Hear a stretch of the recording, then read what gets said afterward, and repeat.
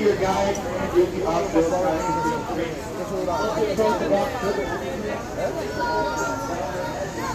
today, and you will be our field scientists in training. I only ask one thing: remain seated at all times.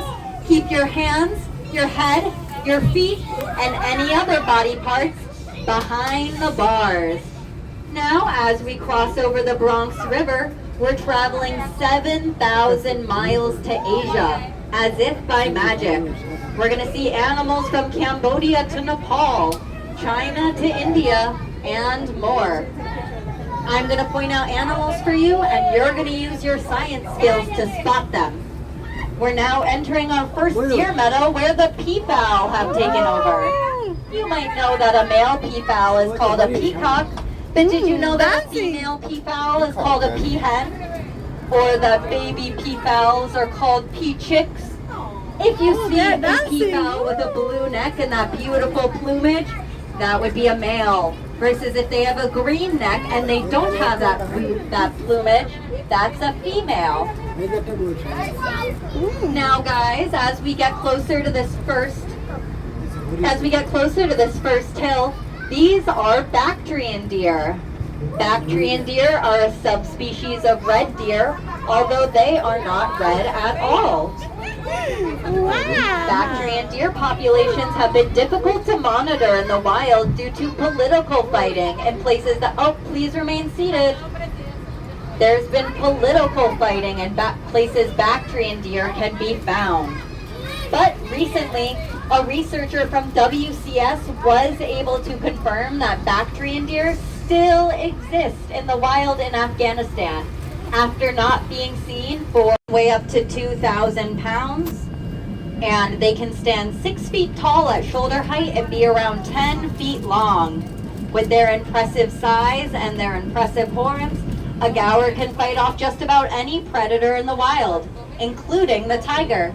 Now they're all hanging out at the back right of the habitat right now, and we'll get to see them in just a second. Here is some more information from Dave. Hi, I'm Dave, a wild animal keeper here in Wild Asia.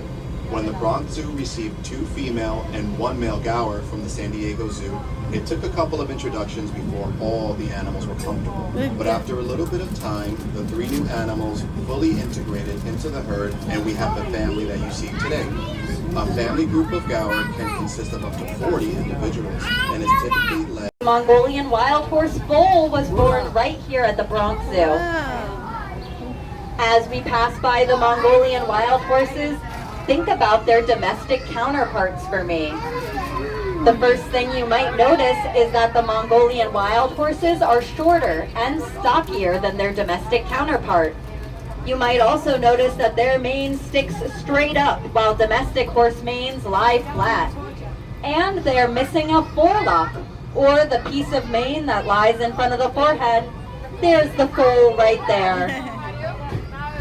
Now, while Mongolian wild horses were on the verge of extinction, there have been some 40 pounds of meat in one sitting. That's the equivalent of literally 160 hamburgers. After a meal of that size, we give our animals a lot different from the women. The females have a light honey color, while the males have a dark chocolate color, and they have horns. You can spot another black buck antelope right in front of the fence. And to the right of that, a Barasinga deer covered in mud. Now, Barasinga means twat. You see that? But if you keep it down when we're in the elephant zone. Do you see this large tree trunk as we enter the elephant zone? That would be an elephant-sized back scratcher. As we get closer to our elephant, take a look at the zoo as they receive both baths and pedicures every single week. Here's a note from our field office in Sumatra, and Wulan, who works with the Sumatran rhino. Sumatran rhinos are the smallest of the world's rhinos, and they are considered critically endangered. My name is Wulan Pusparini. I see some spotted deer along the train, and these are Formosan Sika deer. Formosan Sika deer are from the island of Taiwan, and they're actually extinct extinct in the wild, which means they can only be found in zoos or national parks in Taiwan. Now straight ahead of us, you're going to see a large creature with black and white stripes at its feet. That creature is the Nilgai cow antler deer, and that's a hog deer right along that fence to the left of us. Now hog deer get their name not only due to their short and heavy appearance, but also the way they move. Most deers will jump over things, but hog deer will duck or weave, similar to a hog. Again, these are all brow antler deer. Brow antler deer get their name due to the fact that male brow antler deer have antlers growing from what looks like their. Do you see the deer all the way to the left in that trio? That's a baby hog deer. Turtles, migratory birds, and ducks. If you're lucky, you're going to get to see some outlines in the river. Now, this rocky terrain is the perfect home for these wild goat species. You're going to see a male markhor right along the fence. Markhor have corkscrew-shaped horns. The male's horns will grow to 3 feet in length, while the female horns will grow to only a foot.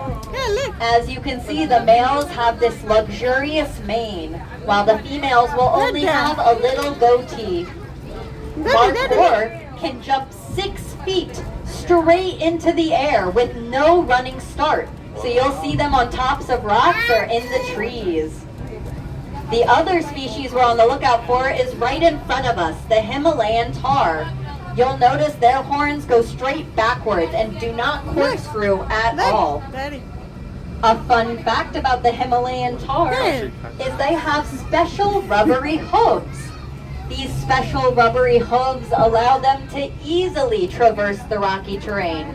So if you wanted to catch one, I promise, train, so you're not going to be able to see them. But don't worry, because you can see more. Oh, he popped out back out, guys. Don't stand up, but look at the bottom of the tree. If you want to see some more red pandas,